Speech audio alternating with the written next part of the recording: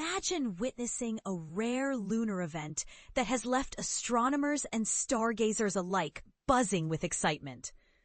But here's the astonishing truth. The black moon phenomenon, slated to occur on August 22nd and 23rd, is not as extraordinary as it sounds. In fact, it's more of a calendar quirk than an actual astronomical anomaly. So, what exactly is a black moon, and how does it differ from its more popular counterpart, the blue moon? According to Northeastern University astrophysicist Jonathan Blazek, a black moon is not an officially recognized astronomical term, but rather a label given to the timing of the lunar cycle in relation to our calendar. To understand this concept, let's dive into the basics of lunar cycles and how they intersect with our traditional calendar. Our months typically last 30 or 31 days, with the exception of February, while the lunar cycle spans approximately 29.5 days, the time it takes for the moon to transition from one full moon to the next, or from one new moon to the next. A new moon occurs when the moon is positioned on the same side of the Earth as the sun, resulting in the illuminated side facing away from us, and the side visible to us appearing dark. On the other hand, a full moon happens when the moon and sun are on opposite sides of the Earth, causing the side of the moon visible to us to be fully illuminated.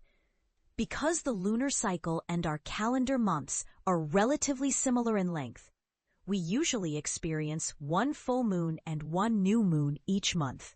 Similarly, since the seasons are divided into quarters of the year, roughly lasting 3 months, we typically witness 3 full moons and 3 new moons in each season. However, due to the slight discrepancy between the lunar cycle and our calendar month, we can occasionally get an extra full or new moon. But here's where it gets interesting. These extra full moons or new moons aren't inherently different from the others. It's simply a result of our non-lunar calendar cycle. A blue moon, for instance, typically refers to the second full moon in a single month, although it can also denote the third full moon in a season with an extra. Fourth full moon. A black moon, on the other hand, is the third new moon in a season that has an extra fourth new moon. This summer, we're experiencing 4 new moons, with the first occurring on June 25th and the fourth scheduled for September 21st, just before the end of summer.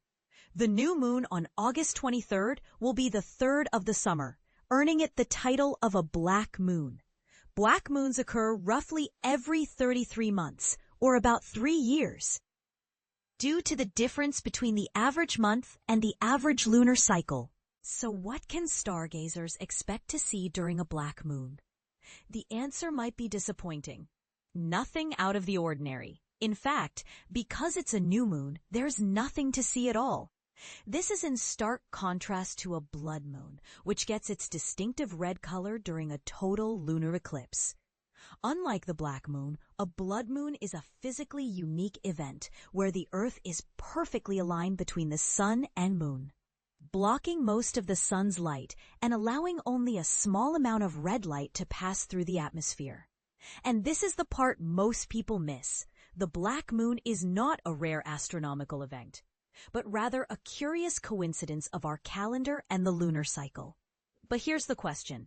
Do you think the concept of a black moon is still worth getting excited about, even if it's not as astronomically significant as we thought? Do you have any thoughts on how we can make the most of this event, even if it's just a quirk of the calendar? Share your opinions in the comments below.